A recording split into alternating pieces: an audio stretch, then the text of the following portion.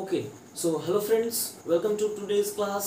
और आज की क्लास में हम लोग देखेंगे कि एनसीईआरटी ऐसा क्यों बोला जाता है कि मेडिकल एग्जामिनेशन हो या फिर बोर्ड एग्जामिनेशन, तो डेफिनेटली जो सारे क्वेश्चंस होते हैं एनसीईआरटी से आते हैं, है ना। ऐसा बोला जाता है, लेकिन इनफैक्ट डायरेक्टली एनसीईआरटी से ना आकर के बल्कि एनसीईआरटी के अंदर कुछ ऐसे हिडन लाइंस होते हैं, हिडन मीनिंग छुपे हुए होते हैं, क्वेश्चन वहाँ से उठ के आता है। ठीक है, तो आज की क्लास में हम लोग देखेंगे कि सिर्फ एनसीईआरटी को हम लोग किस तरीके से एक डिटेल्ड एनालिसिस कर सकते हैं और प्रॉपरली हम लोग जान सकते हैं कि एक्चुअल में एनसीईआरटी के अंदर जो हिडन मीनिंग छुपा हुआ रहता है वो चीज़ क्या है।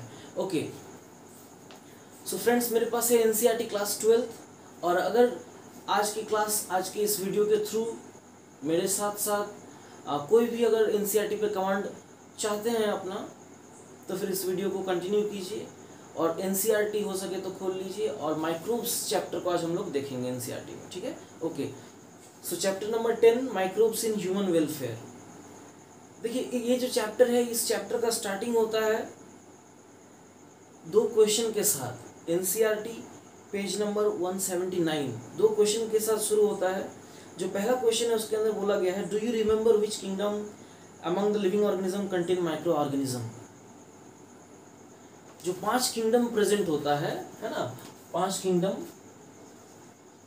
Monera, protista, fungi, Plantae and Animalia. ये जो 5 किंगडम प्रेजेंट होते हैं, तो एनसीईआरटी का जो पहला क्वेश्चन है वो ये पूछने की कोशिश कर रहा है कि इन पांचों किंगडम में से कौन सा किंगडम है या कौन से ऐसी किंगडम्स हैं जो माइक्रो ऑर्गेनिज्म को कंटेन करेंगे। ठीक है, तो इसका आंसर हो जाएगा जो हमारा पहला किंगडम है, that is kingdom Monera, kingdom protista and kingdom fungi. ये तीनों किंगडम्स के अंदर माइक्रोस्कोपिक ऑर्गेनिजम्स पाए जा सकते हैं। ठीक है, सो ये थे एनसीईआरटी का पहला क्वेश्चन और इसका आंसर रहा ये। ओके, जस्ट अगले ही लाइन में हम लोग को दूसरा क्वेश्चन मिलता है, और जो दूसरा क्वेश्चन है उसके अंदर बोला गया है, which are the ones that are only microscopic. उसी क्वेश्चन का एक्सटेंशन है ये वाला क्वेश्चन, और इसके अंदर बोला गया है कि इनमें से फिर कौन से ऐसे किंगडम है जिनके अंदर सिर्फ माइक्रोस्कोपिक ऑर्गेनिज्म प्रेजेंट है, ओनली माइक्रोस्कोपिक ऑर्गेनिजम्स। ठीक है, तो अगर क्वेश्चन इतना स्पेसिफिक हो जाता है तो इस केस में हमारा आंसर जो है वो किंगडम मोनेरा हो जाएगा, क्योंकि किंगडम मोनेरा जो है वो एकमात्र ऐसा किंगडम है जिसके अंदर सिर्फ माइक्रोस्कोपिक ऑर्गेनिजम्स ही प्रेजेंट है। बाकी जितने भी किंगडम में प्रोटिस्टा और फंजाई की अगर बात करें तो हाँ, इनके अंदर माइक्रोस्कोपिक ऑर्गेनिज्म हैं, लेकिन साथ ही साथ नॉन माइक्रोस्कोपिक या फिर जिनको हम नेकेड आई से देख सकते हैं ऐसे भी ऑर्गेनिज्म होते हैं। ठीक है, इसलिए इसके इसमें आंसर क्या हो जाएगा, किंगडम मोनेरा। ओके, इसके बाद फ्रेंड्स हम लोग नीचे चलते हैं और 2-3 लाइन को हम लोग क्रॉस करने के बाद देखते हैं कि माइक्रोब्स को बोला गया है कि ये हर एक सिचुएशन, हर एक प्लेसेस और हर एक हैबिटेट्स में पाए जा सकते हैं।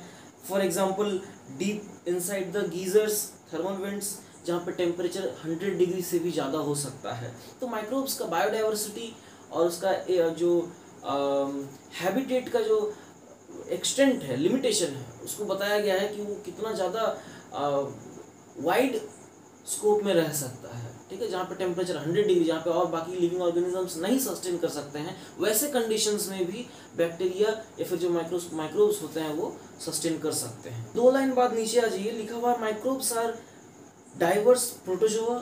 अब यहाँ पे एनसीईआरटी जो इससे पहले जो क्वेश्चन पूछा था उस क्वेश्चन का आंसर एनसीईआरटी खुद दिया है।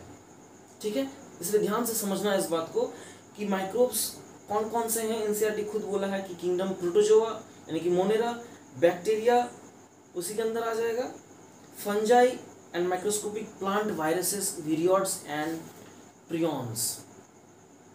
इन तीनों के अलावा माइक्रोब्स के अंदर में कुछ और एलिमेंट, कुछ और मॉलिक्यूल को ऐड किया गया।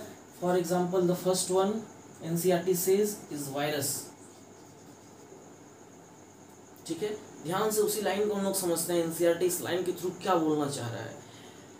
बात यह है कि ये सारे माइक्रोस्कोपिक ऑर्गेनिज्म को के अलावा कुछ और भी माइक्रोब्स प्रेजेंट होते हैं। For example, virus, viroids, okay, and lastly prion. ये 3 वर्ड का एनसीईआरटी सिर्फ इस्तेमाल किया हुआ है and NCERT explains nothing about them.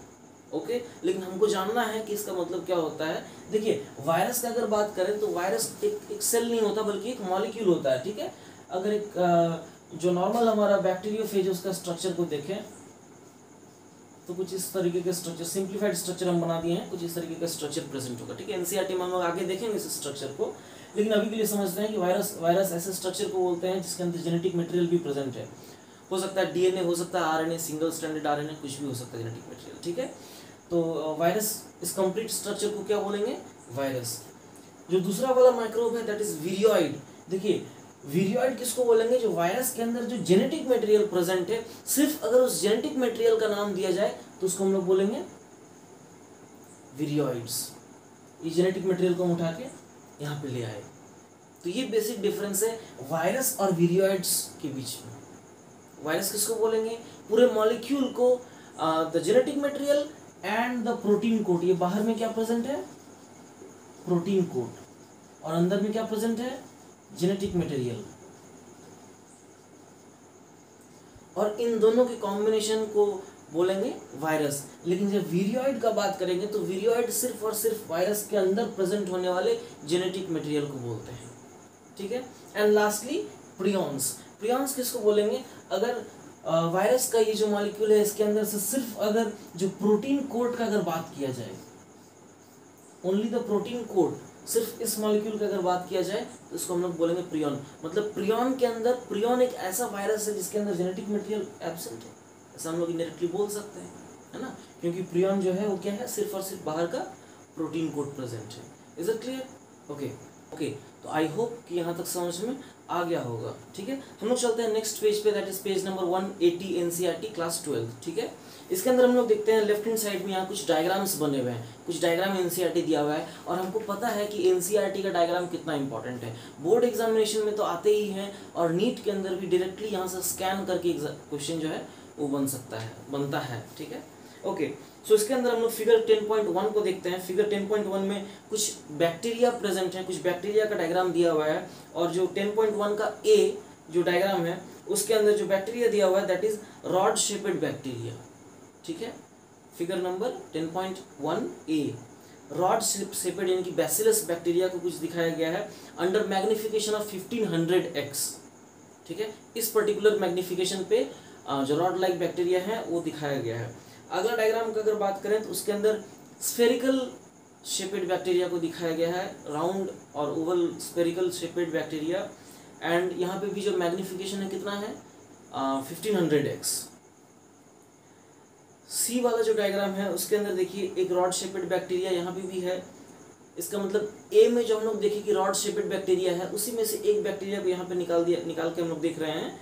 लेकिन ये जो बैक्टीरिया है ये मैग्निफिकेशन इसका कितना हाई मैग्निफिकेशन के थ्रू देख रहे हैं, तो उसके अंदर हम लोग जब इतना ज़्यादा हाईली मैग्नीफाई इसको करते हैं फिर देखते हैं कि वहाँ पे फ्लैजेला वगैरह ये सब भी स्ट्रक्चर दिख रहे होते हैं।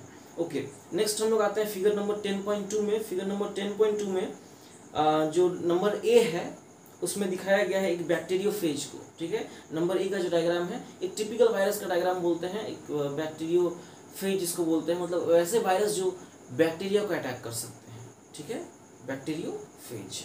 उसके अंदर जो एक एडिनो वायरस प्रेजेंट है, और एडिनो वायरस जो कि रेस्पिरेटरी इन्फेक्शन को कॉज करता है, ठीक है। तो रेस्पिरेटरी इन्फेक्शन कॉज करने वाला एडिनो वायरस। नंबर सी के अंदर देखिए रॉड शेपेड, यहाँ भी यही रॉड शेपेड वायरस ही, ठीक है, टोबैको मोज़ेक वायरस जिसको हम टीएमवी बोलते हैं। और ये तीनों ही जो स्ट्रक्चर्स हैं मैग्नीफाइड हैं, लगभग 1,50,000 यानी कि 1.5 लाख गुना ज़्यादा मैग्नीफिकेशन के साथ देखा गया है, ठीक है। ओके, नेक्स्ट हम लोग आते हैं लास्ट वाले फिगर पे, दैट इज फिगर नंबर 10.3। और फिगर नंबर 10.3 का जो ए है उसके अंदर दिखाया गया है colonies of bacteria growing in a petri dish. मतलब इस फिगर के थ्रू एनसीईआरटी ये बोलने की कोशिश कर रहा है कि अगर बैक्टीरिया को हम लोग सिंगली देखें तो वो नेकेड आई से देख नहीं सकते हैं, लेकिन बैक्टीरिया को अगर हम लोग कल्चर करें पेट्री डिश के अंदर तो हम लोग फिर उसको नेकेड आई से बैक्टीरिया का जो कल्चर है उसको हम लोग देख सकते हैं। और अगर बैक्टीरिया का जो कल्चर हुआ है तो उसको हम लोग क्या बोल सकते हैं, बैक्टीरियल कॉलोनी, ठीक है। तो यहाँ पे क्या दिख रहा है, बैक्टीरियल कॉलोनी। दूसरा वाला जो बी वाला फिगर है उसके अंदर हम लोग देख रहे हैं फंगल कॉलोनी दिखाई दे रहा है, ठीक है। फंजाई, यहाँ पे फंजाई जो है सिंगली नहीं दिख सकता है, लेकिन अगर फंजाई का हम लोग कल्चर कर रहे हैं तो हम लोग पेट्री डिश के ऊपर देख सकते हैं फंजाई का कॉलोनी।